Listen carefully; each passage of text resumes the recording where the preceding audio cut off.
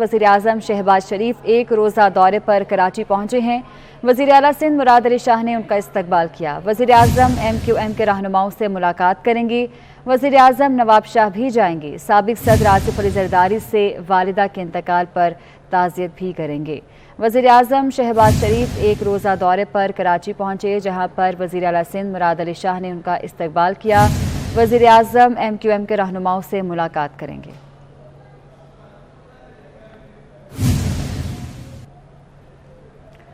वज़ीर-ए-आज़म शहबाज शरीफ का कहना है कि पाकिस्तान की मुसल्लह अफवाज हर खतरे से निमटने की सलाहियत रखती हैं। मुल्क के दिफा मजबूत बनाने पर कौम को मुसल्लह अफवाज पर फ़ख्र है। हमारी अमन की ख्वाहिश को कमज़ोरी न समझा जाए। पाकिस्तान जोग्राफियाई लिहाज से स्ट्रेटजिक मकाम पर वाक़ है। मैरीटाइम बॉर्डर की सिक्योरिटी में पाक नेवी का अहम किरदार है। Pakistan Navy has a rich legacy of valor and professionalism, and now it is your turn to further enhance and strengthen this legacy. Let me also say, it is truly heartwarming to note that Pakistan Naval Academy training services to cadets from friendly countries. These training officers from Bahrain, Palestine, Qatar and Saudi Arabia present here today are a testimony to this resolve. As we have heard today, that 12 Pakistan Naval Academy trained friendly countries graduates have risen to the highest pedestal of their professional careers and commanded their respective navies. This is a matter of great honor for all of us. Pakistan's economic future hinges upon the success of CPEC, with Gwadar Port as its major component. To achieve this end, the need for a strong and vibrant navy is very important and than ever before. Those who have tried to threaten our land, aerial and maritime defenses in recent years have gotten a befitting response from us. This should serve as a reminder to all those harboring ill intentions that Pakistan armed forces are fully capable of defending our country against all threats and odds. और अब एक अच्छी खबर है अहले कराची के लिए। सूबाई वज़ीर ट्रांसपोर्ट की जानिब से ट्वीट किया गया है, जिसमें उन्होंने पीर से कराची में पीपल्स बस सर्विस से शुरू करने का ऐलान किया है। शर्जील मेमन का कहना है कि पीपल्स बस सर्विस पीर से कराची में ऑपरेशन शुरू करेगी। सूबाई वज़ीर ट्रांसपोर्ट ने पीर से कराची में पीपल्स बस सर्विस से शुरू करने का ऐलान किया है। शर्जील मेमन ने ट्वीट में कहा कि पीपल्स बस सर्विस पीर से कराची में ऑपरेशन का आगाज़ करेगी।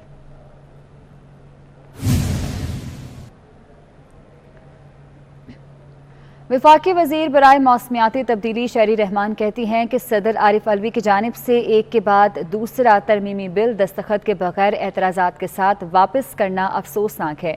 बहैसियत रुकने पार्लियामेंट मुझे सदर अलवी की गैर जानिबदार रवैये पर गहरी तशवीश है। अपने ट्वीट में उन्होंने कहा कि PTI के सियासी मकासद के लिए सदर आरिफ अलवी अपने आइनी मनसब का गैर ज़रूरी फ़ायदा उठा रहे हैं। वो मुल्क के नहीं, इमरान खान के सदर बने हुए हैं। सदर अलवी को आइनी और पार्लिमानी मामलात में रुकावट नहीं बनना चाहिए। ये ट्वीट किया गया है शहरी रहमान की जानिब से। आपको बता रहे हैं, वफाकी वज़ीर बराए मौसमियाती तब्दीली शहरी रहमान की जानिब से ट्वीट किया गया है। कहती हैं कि सदर आरिफ अलवी की जानिब से एक के बाद दूसरा तरमीमी बिल दस्तखत के बगैर एतराज़ात के साथ वापस करना अफसोसनाक है।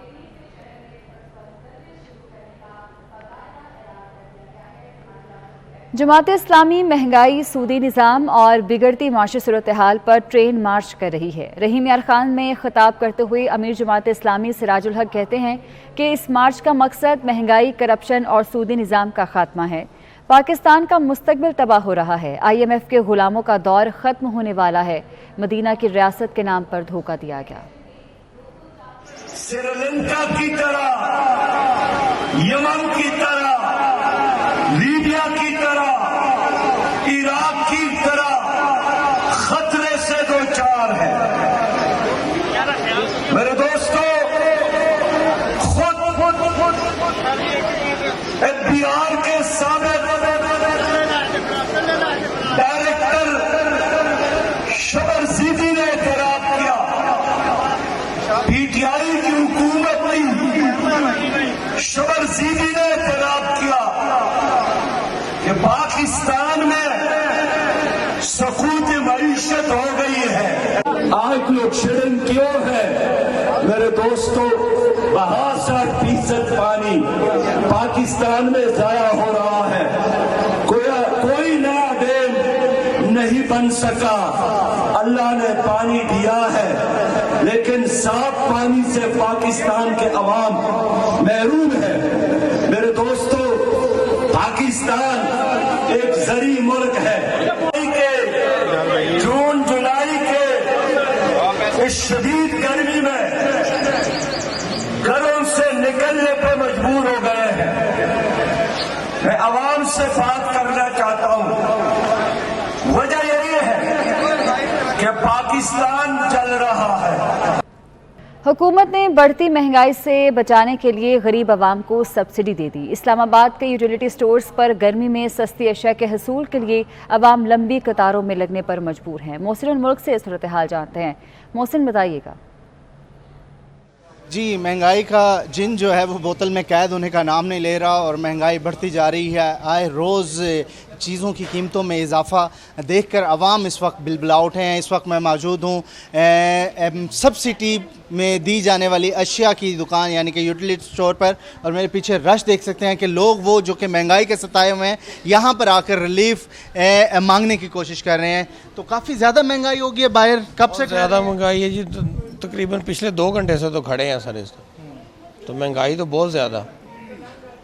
तो आप क्या क्या लेने आ रहे हैं यहाँ पर? सर घी, आटा, चीनी, घर की अशिया लेने के लिए आए हुए हैं और कीमतें जो है आसमान को छू रही हैं। तो यहाँ 2 घंटे ठहरेंगे? 2 घंटे से तो इसी तरह खड़े हैं, काम तो बंद है। ठीक है। ऑफिस में इस तरह है कि वहाँ पे भी देखे ना, वहाँ से भी दिहाड़ियाँ कट रही हैं, वहाँ से सैलरियाँ कम हो रही हैं। हुकूमत ने कहा जी हम सैलरियाँ बढ़ाएंगे, बढ़ाने की बजाय पेट्रोल की कीमतें बढ़ रही हैं और लोगों की जो है ना सैलरियाँ बढ़ रही हैं। गवर्नमेंट वाले तो कुछ कर नहीं रहे जी, हमारे बारे में तो कोई सोच नहीं रहे। ठीक है। हाँ जी भाईजान, कब से ठहरे हैं और क्या सूरत हाल है महंगाई की? मैं 3-4 घंटे से आया हूँ, अभी तक घी वगैरह नहीं मिला मुझे। और सुबह से आए हुए हैं, काम वगैरह भी बंद करके आए हुए हैं और घी वगैरह भी पता नहीं मिलेगा नहीं मिलेगा। जब नंबर आ जाता फिर मैसेज वगैरह नहीं आता है डी का मोबाइल नंबर पे। बहुत मुश्किल हो रही है। ठीक है, ये लोगों की बड़ी मुश्किल है। ख़वातीन भी यहाँ पर ठहरी हैं, बच्चे साथ हैं और लोगों का यही कहना है कि महंगाई को जामिया तरीके से कंट्रोल किया जाए, बजाय इसके कि इस तरीके से लाइनों में लोगों को ठहराया जाए। 2-2, 3-3 घंटे गर्मी के अंदर, शदीद गर्मी के अंदर लोग ठहरे हैं और अपनी बारी पे सिर्फ 3 किलो घी लेने के लिए पूरा दिन यहाँ पर लोगों को ठहरना पड़ रहा है। ठीक है, बहुत शुक्रिया आपका। हुकूमत की जानिब से सुपर टैक्स लगने पर फैसलाबाद टेक्सटाइल इंडस्ट्री मालिकान फट पड़े। कहते हैं कि पहले 17% सेल्स टैक्स और अब 10% सुपर टैक्स से मुश्किलात में मजीद ही इजाफा होगा। 10% सुपर टैक्स मजीद तबाही मचाएगा। मजीद क्या कहना है मालिकान का, बिलाल डोगर से जानते हैं। जी बिलाल, बताइएगा। तरफ तो एक्सपोर्टर्स से उम्मीद लगाई जाती है कि बरामदात बढ़ाई जाएँ, तो दूसरी तरफ उनके मुतालबात पूरे करने के बजाय मज़ीद टैक्सेस का आयद करना एक्सपोर्टर्स के लिए इस वक्त शदीद परेशानी का बायस बना हुआ है कि 17% सेल टैक्स के बाद 10% सुपर टैक्स आखिरकार बरामदात बढ़ेंगी या कम होंगी। वैसे एक्सपोर्टर मौजूद है, साबिक चेयरमैन हैं PHMA के, इनसे बात करते हैं। एक्सपोर्ट सेक्टर को अगर ये ओवरबर्डन कर देंगे तो वो वर्केबल नहीं रहेगा। हमारे कंपेटिटर बैठे हुए हैं जो एक्सपोर्ट इंडस्ट्री को मज़ीद सहूलतें दे रहे हैं बजाय इसके कि उसको प्रेशराइज़ किया जाए। इस वक्त एक्सपोर्ट इंडस्ट्री भी आम तसर ये है कि इस पर कोई टैक्स नहीं। अगर आप गिनना शुरू करें तो ये कई दफ़ा मैं गिन चुका हूँ, 27% से ज़ायद टैक्स इस वक्त हम दे रहे हैं। अब अगर ये मज़ीद सुपर टैक्स लगाना शुरू कर देंगे तो ये सेक्टर भी बैठ जाएगा। मैं समझता हूँ कि ये टैक्सेस बढ़ाने की बजाय टैक्स बेस को बढ़ाएं तो अगर टैक्स बेस को बढ़ा दिया जाए तो रेवेन्यू के टारगेट इनके पूरे हो सकते हैं, इनके टारगेट पूरे हो सकते हैं। बहुत शुक्रिया। ख्वाजा अहमद साहब मौजूद हैं, उन्होंने बड़ी कैटेगराइज तौर पर ये बता दिया है कि चीज़ें अगर बेहतर करनी है, बरामदत बढ़ानी है, तो पॉलिसी मेकिंग के अंदर जो नाअहलियाँ हैं उसको कवर अप करना होगा। अगर आपके पास ऐसी चीज़ नहीं है तो फिर मेरे ख्याल में स्टेक होल्डर्स जो हैं उनको ऑन बोर्ड ले लिया जाए, ताकि चीज़ों को ख़ासतौर पर उन सेक्टर्स को मुस्तस्ना करार दिया जाए जहाँ से मुल्की मईशत का एक अहम सहारा जो है उसके ऊपर इन्हिसार किया जा रहा है। ठीक है, बहुत शुक्रिया आपका। FIA मनी लॉन्ड्रिंग मुकदमे में मोनस सिलाही का तफसीली जवाबनामा सामने आ गया है। मोनस सिलाही ने जवाब दिया है कि मैं मोहम्मद नवाज भट्टी को नहीं जानता, नवाज भट्टी के अकाउंट से मुतल्लिक भी मालूम नहीं, RY के ग्रुप बनाने में कोई किरदार नहीं है, अलबत्ता उमर शहरियार से कारोबारी ताल्लुक है। मजीद क्या बताया गया है ये जान लेते हैं आबिद चौधरी से। जी आबिद, बताइएगा। बिल्कुल, FIA में मनी लॉन्ड्रिंग मुकदमे में मोनस सिलाही का तफसीली जवाबनामा सामने आ गया है, जिसमें मोनस सिलाही की जानिब से मौक़िफ़ इख्तियार किया गया है कि वो नवाज भट्टी को नहीं जानते, नवाज भट्टी के अकाउंट से मुताल्लिक भी उन्हें कुछ मालूम नहीं है। अलबत्ता मोनस सिलाही की जानिब से कहा गया कि नवाज भट्टी के शेयर से मुताल्लिक भी उनको नफी में जवाब दिया गया है। RY के ग्रुप बनाने में भी उनका कोई किरदार नहीं, अलबत्ता उमर शहरियार से उनका कारोबारी ताल्लुक है।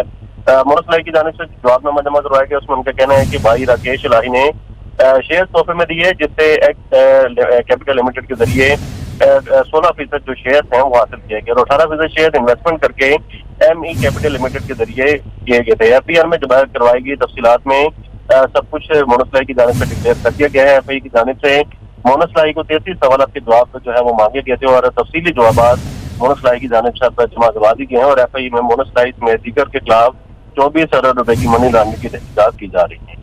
ठीक है, बहुत शुक्रिया आपका।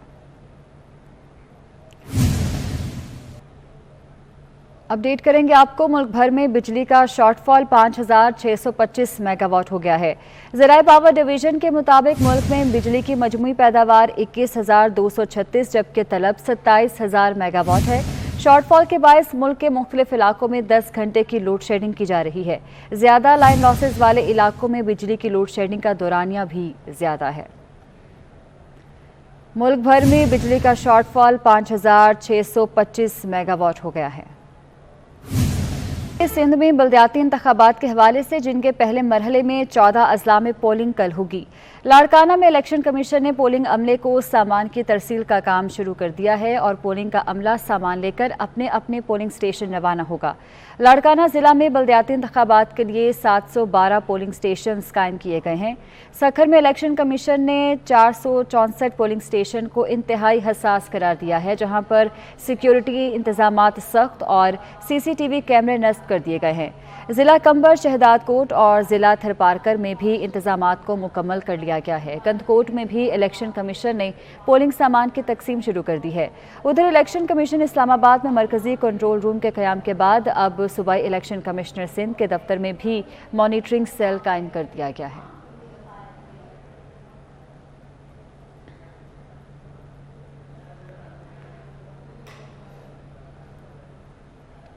आगे बढ़ें और आपको बताएं कि वज़ीर आला पंजाब हमजा शहबाज शरीफ से GSP+ यूरोपीय यूनियन के वफ़द ने मुलाकात की है। वफ़द की क़यादत GSP+ मॉनिटरिंग मिशन के principal trade adviser Goss Houston ने की। मुलाकात में GSP+ के मुख्तलिफ कन्वेंशंस पर अमल दरामद बारे तबादला ख्याल किया गया। वज़ीर आला पंजाब ने GSP+ के मुख्तलिफ कन्वेंशंस पर अमल दरामद बारे वफ़द को आगाह किया। हमजा शहबाज शरीफ का कहना है कि ख़वातीन और अक़लियतों को मसावी हकूक़ की फ़राहमी हुकूमत की अव्वलीन तरजीह है।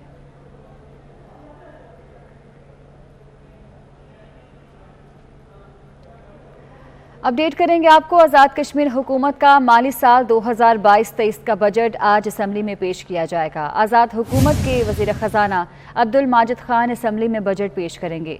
मेंबरान असम्बली की आमद का सिलसिला शुरू हो गया है। साबिक वज़ीर आज़म आज़ाद कश्मीर सरदार अब्दुल क़य्यूम नियाज़ी असम्बली हॉल पहुँच चुके हैं, जहाँ पर माली साल 2022-23 का बजट आज पेश किया जाएगा। आज़ाद हुकूमत के वज़ीर ख़जाना अब्दुल माजिद खान असम्बली में बजट पेश करेंगे। आपको बताएं कि मेंबरान असम्बली की आमद का सिलसिला शुरू हो गया है, जबकि साबिक वज़ीर आज़म आज़ाद कश्मीर सरदार अब्दुल क़य्यूम नियाज़ी भी असम्बली हॉल पहुँच गए हैं।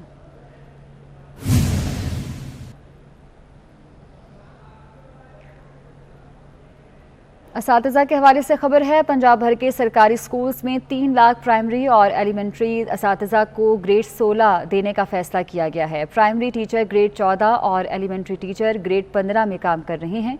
असातिज़ा ग्रेड 16 मिलने से ऑफिशियल से ऑफिसर रैंक में आ जाएंगे। अपग्रेडेशन के बाद असातिज़ा तलबा की असनाद की तस्दीक कर सकेंगे। एलिमेंट्री असातिज़ा ने प्राइमरी टीचर्स को ग्रेड 16 देने पर एतराज़ उठा दिया है। पंजाब टीचर्स यूनियन का कहना है कि PSTs को ग्रेड 16 तो एलिमेंट्री टीचर्स को ग्रेड 17 दिया जाए। जूनियर और सीनियर असातिज़ा को एक ही ग्रेड देने से सीनियरिटी मुतासिर होगी। आपको अपडेट कर रहे हैं, पंजाब भर के सरकारी स्कूल्स में 3 लाख प्राइमरी और एलिमेंट्री असातिज़ा को ग्रेड 16 देने का फैसला किया गया है। मज़ीद क्या तफसीलात हैं, जुनेद रियाज से जानते हैं। जी जुनेद, बताइएगा। समेत पंजाब भर के 3 लाख असातिज़ा के लिए अच्छी खबर है कि प्राइमरी स्कूल टीचर और एलिमेंट्री स्कूल टीचर दोनों को ग्रेड 16 में तरक्की दी जा रही है और ये असातिज़ा जब इनको प्रमोशन मिलेगी, जब इनको अपग्रेडेशन दी जाएगी तो ये ऑफिशियल रैंक के बाद जो है ऑफिसर रैंक में आ जाएंगे और इनको गज़ेटेड ऑफिसर का दर्जा दिया जाएगा। और ये असातिज़ा जो कि बोर्ड के इम्तिहानात जो तलबा देते हैं, उन तलबा के जो एप्लीकेशन है या उनके असनाद हैं वो भी अटेस्ट कर सकेंगे। और इससे 3 लाख असातिज़ा जो कि प्राइमरी स्कूल टीचर जिनका ग्रेड 14 है और एलिमेंट्री स्कूल टीचर जिनका ग्रेड 15 है, इन दोनों को ग्रेड 16 में जो है वो तरक्की दी जा रही है और ये 1 जनवरी 2023 के से इस पर अमल दरामद किया जाएगा। और इस हवाले से एलिमेंट्री स्कूल टीचर ने इस पर एतराज़ उठाया और उन्होंने मुतालबा किया है कि अगर PST टीचर्स को ग्रेड 16 दिया जा रहा है तो उन्हें जो है वो ग्रेड 17 में तरक्की दी जाए ताकि उनकी सीनियरिटी जो है वो किसी सूरत मुतासर ना हो। तो इस हवाले से पंजाब टीचर यूनियन का कहना है कि जो EST टीचर हैं उनका एतराज़ दुरुस्त है, उनको ग्रेड 17 और PST को ग्रेड 16 दिया जाना चाहिए ताकि किसी किस्म का एतराज़ ना रहे। जी ठीक है, बहुत शुक्रिया आपका। पंजाब भर में असातिज़ा की खाली असामियों की तादाद 1,06,000 हो गई है। 4 साल गुजरने के बावजूद असातिज़ा की भर्ती का अमल शुरू नहीं हो सका। प्राइमरी स्कूल्स में असातिज़ा की 60,000 असामियाँ खाली हैं। एलिमेंट्री स्कूल्स में असातिज़ा की 25,000 असामियाँ खाली हैं। सब्जेक्ट स्पेशलिस्ट की 9,500 असामियाँ खाली हैं और इन पर अभी तक भर्ती का काम शुरू नहीं हो सका है। पंजाब भर में असातिज़ा की खाली असामियों की तादाद 1,06,000 हो गई है।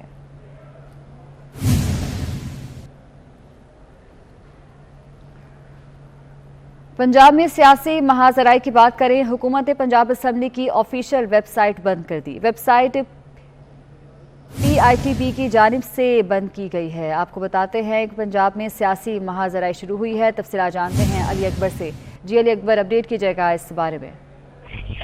बिल्कुल, पंजाब में जारी सियासी महाजराई के नतीजे में अब जो है वो बताया जा रहा है कि पंजाब असम्बली की जो ऑफिशियल वेबसाइट है, जो कि पंजाब इंफॉर्मेशन टेक्नोलॉजी बोर्ड की जानिब से उसका अजरा किया गया था, उसको बंद कर दिया गया है और ऑफिशियली वेबसाइट इस टाइम पंजाब असम्बली की कोई नहीं है, जिसकी वजह से अरकान सूबाई असम्बली को शदीद मुश्किलात का सामना करना पड़ रहा है। और उसके साथ साथ पंजाब असम्बली की वर्किंग के हवाले से तमाम तर जो उस पर डाटा था उसको भी लोग विजिट करने से जो है वो महरूम होते जा रहे हैं और पंजाब असम्बली की कारकर्दगी जो है वो किसी भी तरीके से ऑफिशियल वेबसाइट के ऊपर नहीं आ रही। जी ठीक है, बहुत शुक्रिया।